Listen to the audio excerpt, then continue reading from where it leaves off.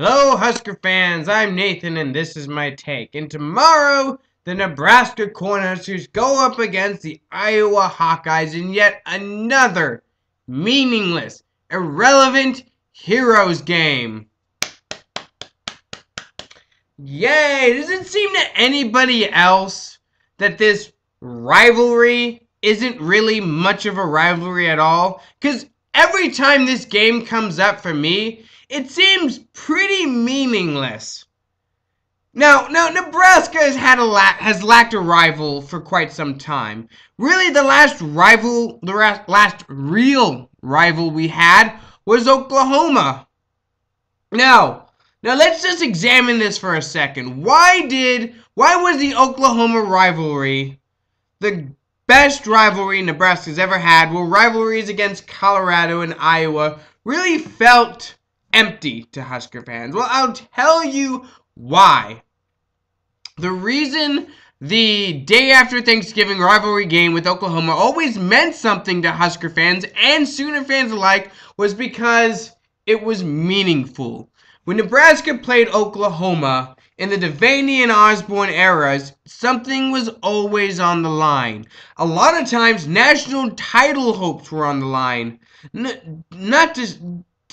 And also conference title hopes. The winner of Nebraska Oklahoma meant something. It meant the winner of that game was likely to win the conference and likely to go to the national championship game.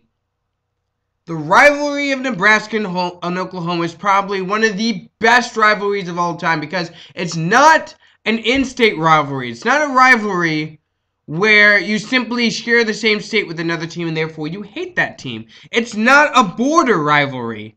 You know, like Oklahoma and Texas, Ohio State and Michigan. Those are border rivalries. Those are rivalries based mostly upon geographical closeness. Nebraska and Oklahoma is very different. The rivalry between Nebraska and Oklahoma was based on the consistent excellence of both programs. The winner of that game won the conference most of the times. The winner of that game, a lot of the times, went to the national championship game. That's just the way it was. Both programs were excellent. Since then, when the Big 12 was formed, we lost that rivalry. A day after Thanksgiving game with Colorado, yeah, Nebraska hates Colorado, but because Colorado fans are dicks. That's why we hate Colorado. And Colorado always wanted to beat us because we're Nebraska and they're Colorado. Of course they wanted to beat us. We're just better than they are. Now when the Nebraska moved to the Big 10, that day after Thanksgiving rivalry was now Iowa. It makes sense, right? Because Iowa is a border state. Nebraska and Iowa have a lot in common, so Iowa would be a natural rival, but it hasn't materialized. Nebraska fans do not care about Iowa. And why is that? It's because neither program has consistent excellence. Neither program has anything to win come tomorrow. See, that's the biggest thing about this game. The Heroes game, as this rivalry is called, is pretty damn meaningless. It doesn't mean anything. Because neither team is winning the West. Neither team has a shot at the conference championship. Neither team has a shot at a national championship.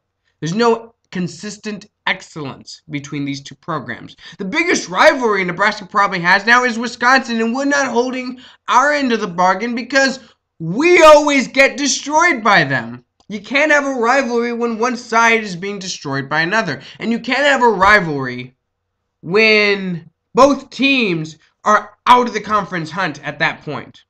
Tomorrow's game is meaningless for Nebraska, and it's meaningless for Iowa, and this is what's destroying the Heroes game. If this game had any meaning, if the winner of this game went to the conference championship game, this would be a rivalry. This would be a game that people would watch. But it's not a rivalry. It's not a rivalry at all, because both programs, let's face it, suck.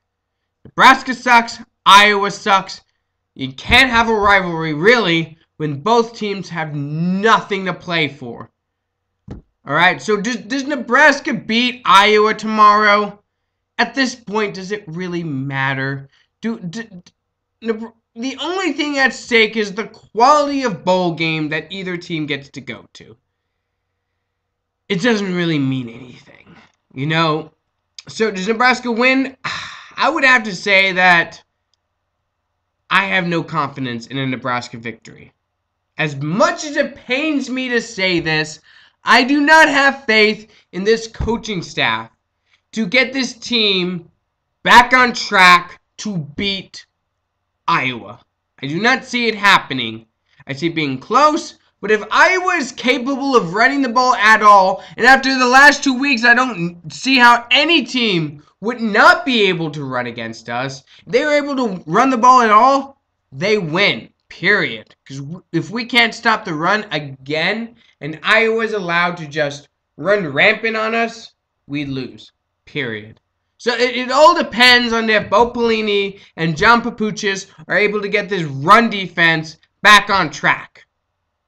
I hope that happens. I hope Nebraska wins.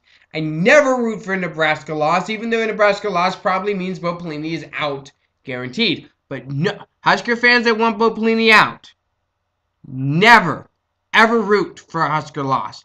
Even if it means Bo Pelini would be gone, do not root for a Husker loss. So all I gotta say, I am Nathan and I am out.